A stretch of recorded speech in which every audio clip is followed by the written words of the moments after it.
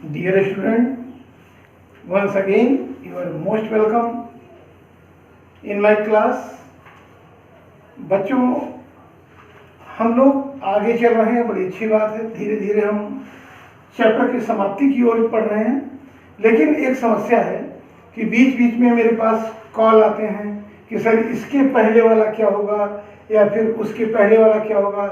ये थोड़ा सा उनको कम समझ में आ रहा है, कह रहे हैं आता है, लेकिन वो अगला टॉपिक चूंकि पिछले टॉपिक से रिलेटेड है, इसलिए उनको थोड़ी दिक्कत होती है। तो मैं उनको सजेशन देता हूँ कि वो हमारे पिछले लेक्चर को देखें, ठीक है ना।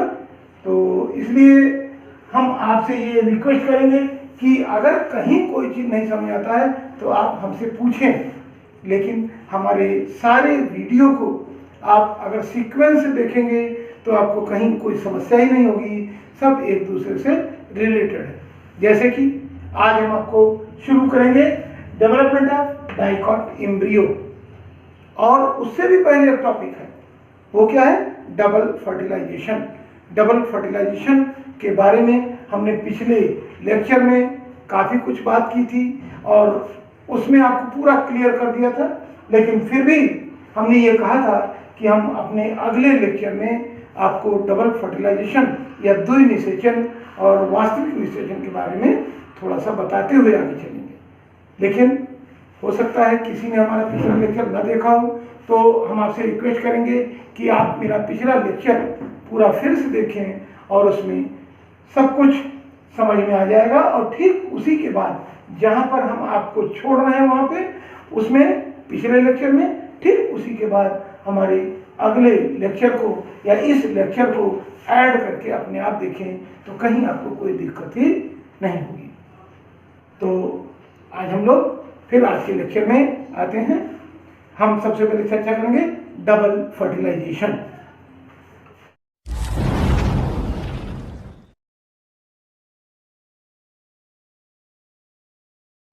तो डबल फर्टिलाइजेशन क्या होता है, हमने आपको पिछले लेक्चर में बताया था कि जब मेल गैमीट पोलन ट्यूब से दो मेल गैमीट फ्री होते हैं, दो मेल गैमीट पराग नलिका से या पोलन ट्यूब से निकलते हैं, तो दोनों नर युग्मकों में से एक नर युग्मक एक सेल से मिलता है जो कि वास्तविक निषेचन करता है, और वास्तविक निषेचन करने के बाद जाइगोट का निर्माण करता है, और दूसरा नर युग्मक एम्ब्रियो सेक या भ्रूण कोश में स्थित बीचों बीच में जो स्थित होता है वो सेकेंडरी न्यूक्लियस होता है, और उस सेकेंडरी न्यूक्लियस से मिलकर एक ट्रिप्लॉइड न्यूक्लियस या त्रिगुणित नाभिक का निर्माण करता है। और इसी त्रिगुणित नाभिक या ट्रिप्लॉइड न्यूक्लियस के बनने की प्रोसेस को ही या डबल फर्टिलाइजेशन में ट्रिप्लॉइड न्यूक्लियस जो बनता है उसमें डिप्लॉइड न्यूक्लियस और एक मेल गैमीट, ये तीनों न्यूक्लियस जब मिल जाते हैं तो ट्रिप्लॉइड ऑटोमेटिक हो जाएगा, क्योंकि द्विगुणित नाभिक ऑलरेडी पहले से उपस्थित होता है। आपको हमने ये स्ट्रक्चर, मेरे पास डायग्राम के लिए जगह कम है क्योंकि मैं आज की तैयारी के लिए आपको डायग्राम पहले से बना रखे हैं, ये आपको बनाया था और ये ऐसे था, ऊपर एंटीपोडल सेल थी, ये डिप्लॉइड न्यूक्लियस था, यहाँ से जो पोलन ट्यूब अंदर गई थी, अंदर आने के बाद ये फट गई थी और इसमें से दो नर युग्मक फ्री हो गए थे। कितने नर युग्मक फ्री हुए थे? दो नर युग्मक। एक नर युग्मक ये था, एक नर युग्मक ये था, ये हमारी एक सेल है, और ये दोनों मिल जाएंगे तो बनेगा डिप्लॉइड न्यूक्लियस, और एक मेल गैमीट इससे मिला था जो कि वास्तविक निषेचन या ट्रू फर्टिलाइजेशन की बात कर रहा था। आपको दिख रहा है? उसके बाद और दूसरा जो सेकेंडरी न्यूक्लियस था ये वाला, इससे जो दूसरा मेल गैमीट मिलता था ये बनाता था ट्रिप्लॉइड न्यूक्लियस, और यही जो कहलाता है वो डबल फर्टिलाइजेशन या द्वितीयक निषेचन के नाम से जाना जाता है। ऐसा क्यों कहते हैं, द्वितीयक निषेचन क्यों कहते हैं? क्योंकि ऑलरेडी एक बार पहले इसमें निषेचन की क्रिया हो चुकी। एक बार एक सेल से निषेचन हुआ एक मेल गैमीट ने, तो वास्तविक निषेचन तो यही हो गया। जब वास्तविक निषेचन ये हो गया तो ऊपर वाले में जो दूसरा मेल गैमीट मिलकर उसको फर्टिलाइज कर रहा है या ट्रिप्लॉइड न्यूक्लियस बना रहा है, इसी से क्या बनता है, त्रिगुणित नाभिक। और दोबारा चूंकि हो रहा है इसीलिए इसको हमने क्या नाम दिया था, ट्रिप्लॉइड न्यूक्लियस। और प्रोसेस पूरी कहलाई थी डबल फर्टिलाइजेशन। तो अब क्लियर हो गया होगा, कहीं कोई दिक्कत की बात नहीं है। ये वाला होता है 3n और ये होता है 2n। क्लियर, कोई दिक्कत नहीं। अब हम आपको एक इसमें चीज और बताएंगे कि what is the importance of double fertilisation या द्विनिषेचन का महत्व क्या है। द्विनिषेचन का महत्व क्या है। वास्तव में जितने एंजियोस्पर्मिक प्लांट हैं सभी में द्विनिषेचन की क्रिया होती है, डबल फर्टिलाइजेशन। और एक महत्वपूर्ण क्रिया इसके द्वारा संपन्न होती है। वो महत्वपूर्ण क्रिया क्या है, डबल फर्टिलाइजेशन में जो एक त्रिगुणित नाभिक या 3n न्यूक्लियस बनता है उससे इंडोस्पर्म का निर्माण होता है। किसका, इंडोस्पर्म। इंडोस्पर्म क्या है, भ्रूण पोष। इंडोस्पर्म मैंने नाम दिया है ENDOSPERM, इंडोस्पर्म का नाम दिया है। भ्रूण पोष नाम हिंदी में जो है भ्रूण पोष, अर्थात भ्रूण का पोषण करता है। अर्थात जो डेवलपिंग एम्ब्रियो है उसके लिए फूड सप्लाई करने का काम कौन करता है, ये इंडोस्पर्म। इंडोस्पर्म बनता कहाँ से है, ट्रिप्लॉइड न्यूक्लियस। ट्रिप्लॉइड न्यूक्लियस कहाँ से बनता है, डबल फर्टिलाइजेशन से। तो स्पष्ट हो गया होगा कि अगर द्विनिषेचन या डबल फर्टिलाइजेशन नहीं होगा तो ट्रिप्लॉइड न्यूक्लियस नहीं बनेगा। ट्रिप्लॉइड न्यूक्लियस नहीं बनेगा तो इंडोस्पर्म नहीं बनेगा। इंडोस्पर्म नहीं बनेगा तो डेवलपिंग एम्ब्रियो को फूड की सप्लाई नहीं हो पाएगी। और इससे हमारा जो एम्ब्रियो डेवलप होगा वो एम्ब्रियो हेल्दी नहीं होगा, बनने वाले सीड भी अच्छे किस्म के नहीं होंगे, तो कमजोर भ्रूण बनेगा और तमाम अन्य प्रकार की बाधाएं आएंगी एम्ब्रियोनिक डेवलपमेंट में। इन्हीं से बचने के लिए इंडोस्पर्म का होना जरूरी है, जो कि डबल फर्टिलाइजेशन की प्रोसेस से ही बनता है। तो अब आपको समझ में आ गया होगा कि इंडोस्पर्म का क्या रोल है एक एंजियोस्पर्मिक प्लांट की लाइफ हिस्ट्री में या एंजियोस्पर्मिक प्लांट के जीवन इतिहास में इस इंडोस्पर्म का या डबल फर्टिलाइजेशन का क्या महत्व है। ठीक है, तो अब उसके बाद हमारी जो अगली प्रोसेस होंगी अर्थात फर्टिलाइजेशन और डबल फर्टिलाइजेशन अर्थात निषेचन और द्विनिषेचन की क्रिया के बाद में जो हमारी अगली प्रोसेस होगी अर्थात निषेचन के बाद की अवस्थाएं।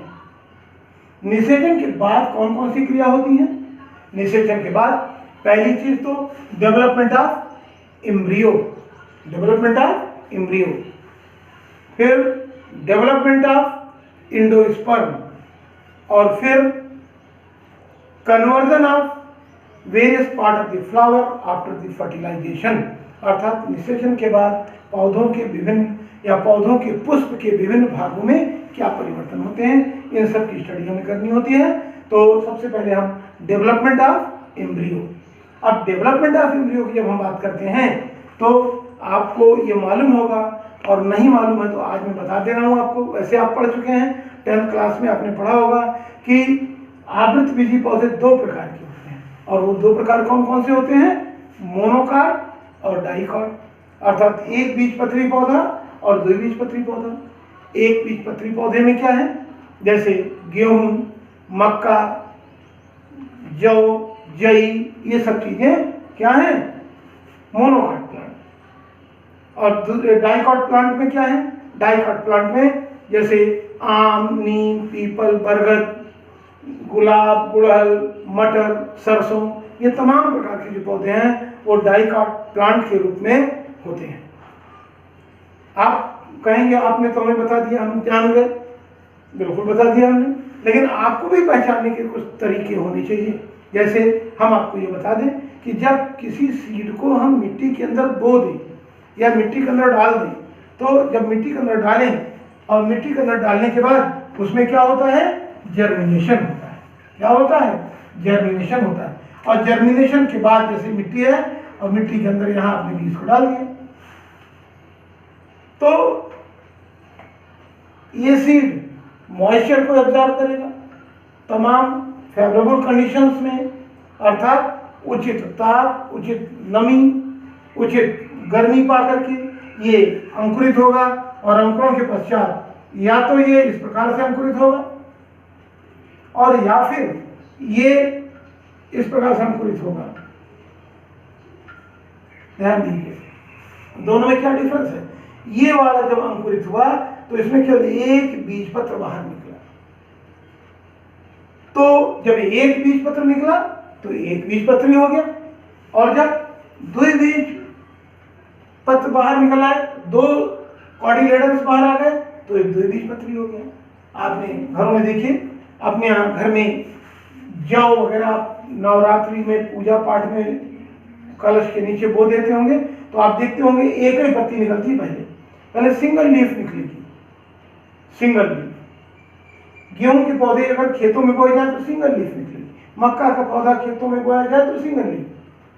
अब आप ये विचार ना करिए कि आप स्टूडेंट हैं, आप खेत में नहीं जा रहे हैं, कोई बात नहीं जा रहे हैं, आप अगल बगल आपके कहीं कच्ची जमीन होगी, गमला होगा आपके घर में, गमले में मिट्टी में आप एक मक्का का दाना डाल दीजिए। आप कुछ दिनों के बाद देखेंगे क्या कि उसमें एक पत्ती निकलेगी। क्यों निकलेगी एक पत्ती? क्योंकि वो मोनोकाट प्लांट है, अर्थात एक बीज पत्ती पौधा है। कुछ गेहूं के दाने डाल दीजिए तो देखेंगे एक ही पत्ती निकलेगी, अर्थात क्या है वो मोनोकाट प्लांट है। और अगर गमले में आप चना डाल दें, मटर डाल दें, आम के सीजन में आम का फल खा की गुठली उसकी डाल दें जमीन के अंदर, तो देखेंगे जब वो अंकुरित होगा तो दो बीज पत्र निकलेंगे इस तरह से शुरुआत में। तो जब दो निकले तो आप समझ लीजिए कि द्विबीजपत्री पौधे का बीज था। मेरी बात समझ आ गई? तो मोनोकाट, डाइकॉट अर्थात एंजियोस्पर्मिक प्लांट कितने प्रकार के होते हैं? दो प्रकार के। कौन कौन से दो प्रकार के? Monocot, dicot. तो आज हम सबसे पहले स्टडी करेंगे डाइकॉट एम्ब्रियो कैसे डेवलप होता है फर्टिलाइजेशन के बाद, इसकी बात हम देखेंगे। डाइकॉट एम्ब्रियो अर्थात द्विबीजपत्री पौधा। और द्विबीजपत्री पौधे में सामान्य रूप से किसी भी प्रारूपी पौधे की हम बात करें, प्रारूपी पौधे में जैसे सरसों का पौधा हो गया, मटर का पौधा हो गया, या तमाम और प्रकार के पौधे हो गए, और इन पौधों में ये पौधे सब एक ही जैसे होते हैं। नॉर्मली हम आपको बता दें कि जो एक कॉमन प्लांट बात की गई है जो कि एक प्रारूपी पौधा माना गया है वो कैप्सेला, ये लिख दे रहे हैं, कैप्सेला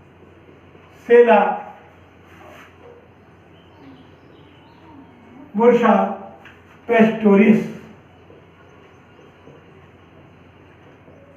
ये हम आपको बता दें कि कुकुर नहीं, ये जो है आपका क्रूसीफेरी परिवार का पौधा है। किसका है? क्रूसीफेरी, जिसमें सरसों आता है उसी परिवार का ये पौधा है, कैप्सेला बुर्शा पेस्टोरिस। ठीक है ना? कैप्सेला बुर्शा पेस्टोरिस ये पौधा एक आइडियल प्लांट समझा गया है। और आइडियल प्लांट क्यों समझा गया है? क्योंकि इससे या इसका एम्ब्रियो, चूंकि डाइकॉट प्लांट है और इसका एम्ब्रियो जैसे डेवलप होता है अधिकांश डाइकॉट प्लांट के एम्ब्रियो वैसे ही डेवलप होता है। मेरी बात समझ में आई? जिस प्रकार से इसका एम्ब्रियो डेवलप होता है वैसे ही अधिकांश डाइकॉट प्लांट के एम्ब्रियो डेवलप होते हैं। इसी कारण इसको हमने क्या माना है? एक टिपिकल प्लांट मान लिया है। टिपिकल प्लांट क्या है? कैप्सेला बुर्शा पेस्टोरिस। ध्यान दीजिएगा। अब इसके बारे में छोड़िए, अब आगे आइए। अगर इसी को बेस मानकर कैप्सेला बुर्शा पेस्टोरिस के पौधे को आइडियल पौधा मान के, डाइकॉट प्लांट मान के, अगर हम इसका एम्ब्रियोनिक डेवलपमेंट पढ़ते हैं या इसके एम्ब्रियोनिक डेवलपमेंट की हम बात करते हैं तो हम देखेंगे कि सबसे पहले जाइगोट, ये जाइगोट बनाया गया है। ये जाइगोट कौन सा है? आपका इसके पहले वाले टॉपिक में, अर्थात इसके पहले के जो हमारा लेक्चर वीडियो था उसमें फर्टिलाइजेशन के बाद में जो एक मेल गैमीट एक सेल से मिला था और एक सेल से मिलने के बाद उसने जो निषेचन की क्रिया की थी, उस निषेचन की क्रिया या फर्टिलाइजेशन की प्रोसेस के बाद में जो डिप्लॉयड स्ट्रक्चर बना था उसे क्या नाम दिया था? जाइगोट का। क्या नाम दिया था? जाइगोट का।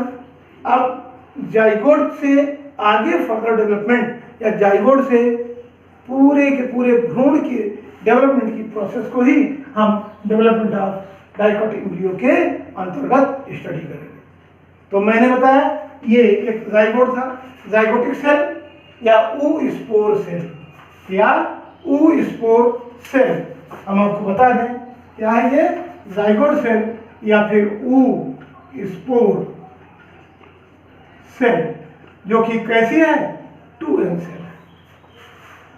2n सेल, कोई दिक्कत नहीं, ये फर्टिलाइज हुई है। डायग्राम ये बना हुआ है, अगर आपके पास कोई बुक हो तो बना लेंगे, अदरवाइज आप अपने वीडियो लेक्चर में जहां पर ये टॉपिक चल रहा हो उस स्थान का स्क्रीनशॉट लेकर के आप डायग्राम को इसे बना लेंगे। नोट्स हम प्रोवाइड करेंगे, लेकिन एक और उपाय मैंने बता दिया कि किस प्रकार आप डायग्राम बना सकते हैं, ठीक ना?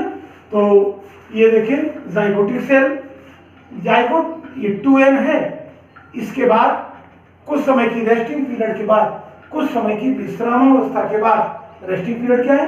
विश्रामावस्था के बाद, अर्थात अभी तक इसी तमाम प्रोसेस हुई थी, फर्टिलाइजेशन प्रोसेस हुई थी, उसके बाद सम टाइम के लिए, कुछ समय के लिए इसमें रेस्टिंग पीरियड होती है, अर्थात इस दौरान अब सेल कुछ करती नहीं है।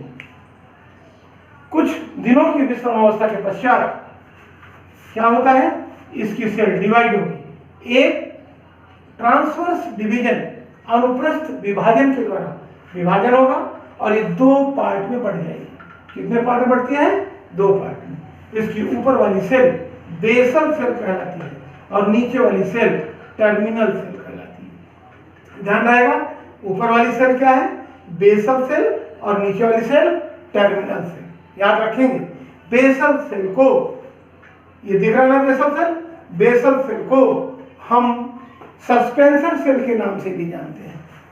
देखिए जगह है, इसमें थोड़ा शॉर्ट हो रही है, हम आपको बताते चल रहे हैं। ये आप समझ गए, जाइगोटिक सेल 2n सेल है, इसे ओ स्पोरियल सेल भी कहते हैं। अब इसमें क्या होगा? डिवीजन हुई, ये 2n सेल है, अब इसमें डिवीजन होगा। डिवीजन के बाद क्या बना? एक बेसल सेल बनेगा और एक टर्मिनल सेल, इसमें एक ट्रांसवर्स डिवीजन होगा। बेसल सेल को हम सस्पेंसर सेल भी बोलते हैं, सस्पेंसर सेल, और टर्मिनल सेल को जो नीचे है इसे हम एम्ब्रियोनल सेल भी बोलते हैं। क्या बोलते हैं? एम्ब्रियोनल सेल, ठीक? कोई दिक्कत? हमने एक नाम ऑलरेडी लिखा था, आपको कोई कंफ्यूजन ना हो आगे, इसलिए हम दोनों नाम लिख दे रहे हैं। जाइगोट, डिप्लॉयड जाइगोट है। डेवलपमेंट के समय में इसमें एक ट्रांसफर डिवीजन होगा जिससे 2 सेल बनेगी, एक अपर सेल, एक लोअर सेल। अपर सेल बेसल सेल जो सस्पेंसर सेल के नाम से भी जानी जाती है, लोअर सेल टर्मिनल सेल जो कि एम्ब्रियोनल सेल के नाम से भी जानी जाती है। अब सस्पेंसर सेल फिर एक ट्रांसफर डिवीजन करेगी। कैसे करेगी? Transverse division. जब ट्रांसवर्स डिवीजन करेगी अर्थात यूं 1 से 2 सेल बन गई, दिख रहा है? 1 से 2 बन गई। कौन सी? सस्पेंसर सेल या बेसल सेल।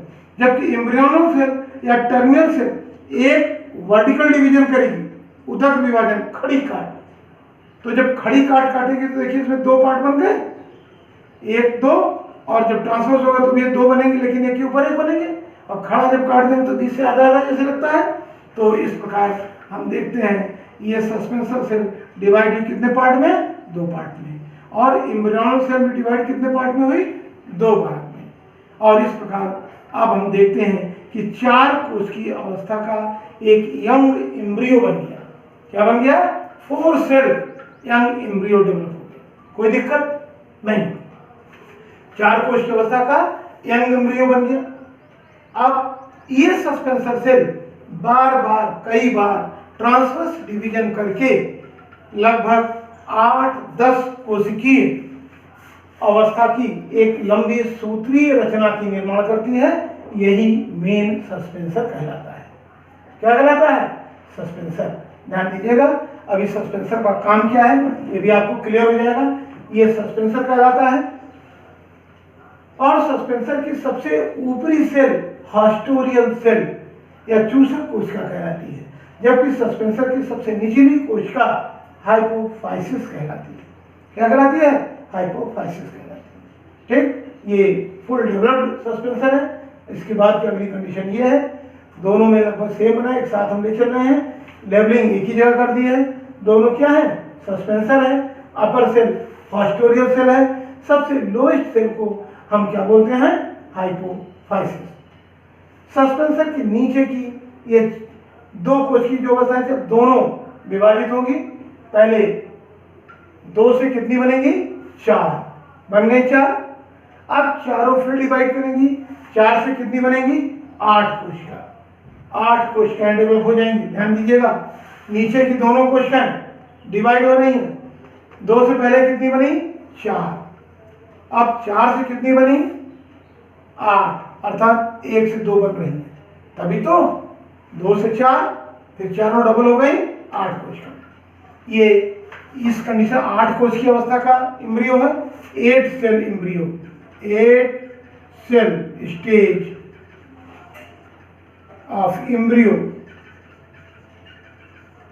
ये एम्ब्रियो की 8 कोश की अवस्था है और इस 8 कोश की अवस्था के एम्ब्रियो के बाद अब इसमें और फर्दर डिवीजन होगा, लगातार विभाजन होता रहेगा।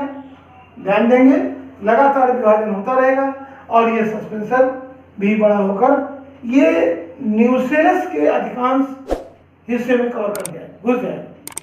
इसकी सबसे ऊपर की कोशिका जो कि हास्टोरियल सेल है, अब यहाँ कंटिन्यू डिवीजन हो रहा है, डिवीजन हो रहा है अर्थात काम हो रहा है। काम हो रहा है तो इसे कुछ चाहिए भी भोजन के लिए। भोजन सप्लाई कहाँ से होगी? यही इसकी जो हास्टोरियल सेल है, ये न्यूसेलस से फूड को एब्जॉर्ब करेगी, चूसेगी और चूस के ये इस पोर्शन में, एम्ब्रियोनल पोर्शन में फूड को प्रोवाइड करेगी। समझ में आई? लगातार विभाजन से क्या बनेगा? इस हिस्से में काफी डिवीजन होगा, जिससे बाहरी हिस्सा डर्मेटोजोन, मध्य में पेरिप्लेम और प्लीरोम जैसे भाग बन जाते हैं, जो कि विभाजन की अन्य अवस्थाओं को पूरा करते हैं और भ्रूण तेजी से वृद्धि करता है। क्यों? क्योंकि अब इसे न्यूसेलस से फूड मिलने लगा है। ठीक, एम्ब्रियो सेक में जो एंटीपोडल सेल वगैरह थे, सेलर थी, सारी की सारी नष्ट हो जाती हैं, अर्थात गल जाती हैं और गली हुई या नष्ट हुई कोशिकाएं इस विकासशील भ्रूण के पोषण में या न्यूट्रिशन में मदद करने का काम करती हैं। कोई दिक्कत नहीं। ये डिवीजन तेजी से हुआ, जिससे डर्मेटोजन, पेरिप्लेम, प्लीरोम जैसी कोशिकाएं बन गई, एरिया बन गया, जिनसे आगे का डिवीजन होगा। अब लगातार विभाजन से जो इसकी निचली कोशिका थी, हाइपोफाइसिस कोशिका, ये एम्ब्रियो को नीचे धकेलेगी, जबकि ऊपर वाली ये हास्टोरियल सेल न्यूसेलस से फूड मटेरियल को एब्जॉर्ब करके इस डेवलपिंग सेल को या डेवलपिंग एम्ब्रियो को फूड प्रोवाइड करने का काम करेगी। नीचे वाले हिस्से से कॉटिलेडन्स या बीज पत्र बनने लगते हैं और जब बीज पत्र काफी बड़े हो जाते हैं तो हमने यहाँ बताया था आपको डाइकॉट एम्ब्रियो। जब डाइकॉट एम्ब्रियो की हम बात करते हैं तो ये एम्ब्रियो 2 बनेंगे। कितने बन रहे हैं? यहीं से बनने लगे 2 साइड में हो गए, 2 बनेंगे और आगे जब काफी बड़े हो जाएंगे तो ये मुड़ जाएंगे और इस प्रकार एक डेवलप्ड डाइकॉट एम्ब्रियो बन जाता है। और जब हम सीड जर्मिनेट कराते हैं, जर्मिनेशन कराते हैं, तो जब अंकुरण इसका होता है तो अंदर से यही 2 बीज पत्र बाहर निकल आते हैं। कोई दिक्कत? बाहर निकल आते हैं। कभी आपको मेरे ख्याल से दिक्कत नहीं होनी चाहिए। ये जो 2 बीज पत्र या कॉटिलेडन्स निकले हुए हैं मुड़े वाले, यही बाहर निकल आते हैं। इसमें जो हाइपोफाइसिस है, आप देख रहे हैं हाइपोफाइसिस। हाइपोफाइसिस का काम क्या है? हाइपोफाइसिस मूलांकुर का निर्माण करती है।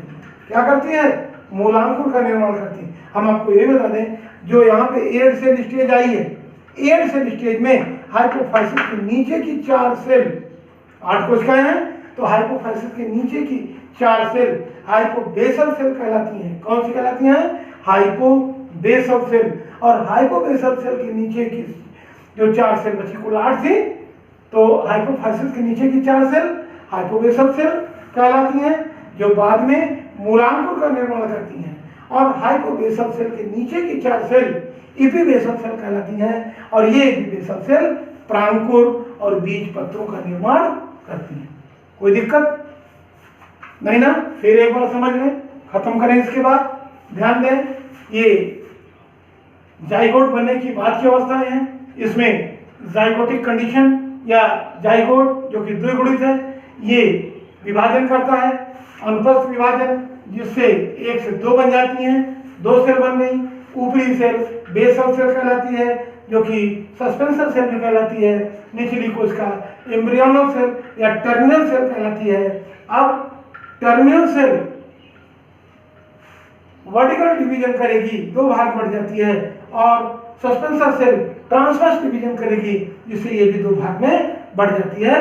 और इसके परिणाम स्वरूप भ्रूण कुल 4 कोशिकीय अवस्था का यंग एम्ब्रियो बन जाता है। अब 4 कोशिकीय अवस्था के भ्रूण में इसमें जो सस्पेंसर सेल थी, ट्रांसवर्स डिवीजन करते हुए जल्दी जल्दी 8-10 कोशिकीय सूत्रीय सस्पेंसर का निर्माण करती हैं, जिसकी सबसे ऊपर की कोशिका हास्टोरियल सेल कहलाती है, हिंदी में चूसकांग कोशिका कहलाती है, जबकि सस्पेंसर की निचली कोशिका हाइपोफाइसिस कोशिका कहलाती है।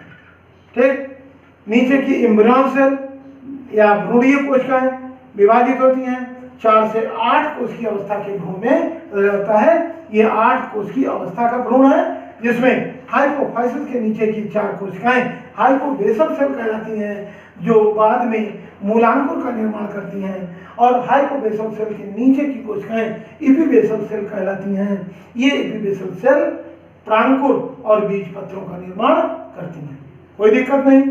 इसके बाद इसमें विभाजन तेजी से होने लगता है, और सस्पेंसर न्यूसेलस में घुसकर वहां से फूड को लेकर डेवलपिंग एम्ब्रियो को फूड प्रोवाइड करने का काम करता है, जिससे इस हिस्से में तेजी से विभाजन होता है, जिससे इस हिस्से में डर्मेटोजन, पेरिप्लेन, प्लीरोम जैसे क्षेत्र बन जाते हैं, जिनसे अब स्पष्ट रूप से कोशिकीय विभाजन आ जाता है, होता है, और जिससे कॉटिलेडन्स, बीजपत्र वगैरह बनने लगते हैं। अब किसी प्रकार की कोई दिक्कत नहीं, सब कोशिकाएं अपने अपने कार्य के लिए निर्धारित हो जाती हैं। इसके बाद नीचे के हिस्से में ही जो यहाँ आपको सर्कुलर राउंड सा दिख रहा है, इसमें बीज पत्रों का निर्माण हो रहा है।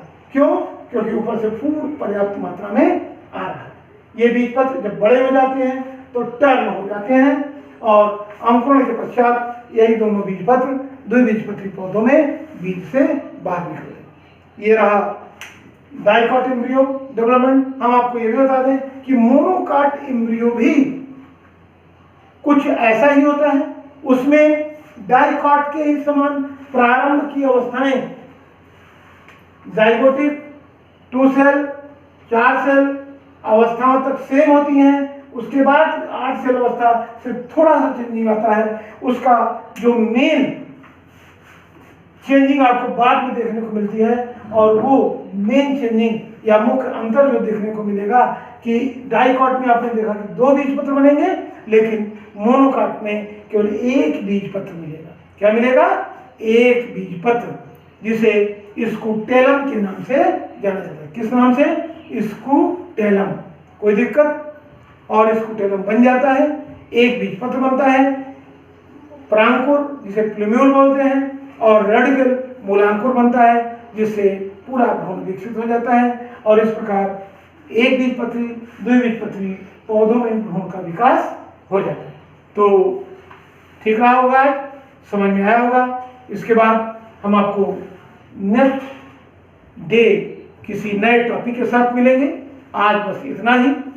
और फिर एक बार कि पिछले लेक्चर की लिंक हम आपको इस वीडियो के लास्ट में प्रोवाइड करेंगे। अगर किसी ने इसके पहले वाला लेक्चर नहीं देखा है तो आप जरूर उसको देखें, क्योंकि वो और ये दोनों एक दूसरे से इंटरकनेक्टेड हैं। अगर वो नहीं समझ में आएगा या उसको आपने नहीं देखा तो फिर ये आपके दिमाग में घुसने वाला नहीं है। आप सोचेंगे कि ये जाइगोट कहाँ से आ गया, न्यूसेलस क्या होता है, उसने फूड कैसे सप्लाई की, ये सारी बातें उसमें बताई। डबल फर्टिलाइजेशन क्या होता है, ये बातें सब उसमें बताई हैं। और अगर आपको ठीक से समझना है तो पिछले वीडियो को देखते हुए इसमें आगे बढ़ें और फिर हमें अच्छे से रिस्पॉन्स दें। कोई समस्या हो तो बिल्कुल मुझे आप कॉल कर सकते हैं। अगर किसी और लेक्चर को आपने नहीं देखा है और आपको उसकी लिंक नहीं मालूम है तो मेरे व्हाट्सएप पे आप मैसेज देंगे, मैं आपको रिस्पॉन्स देते हुए उस लेक्चर की भी लिंक दूंगा। Thank you.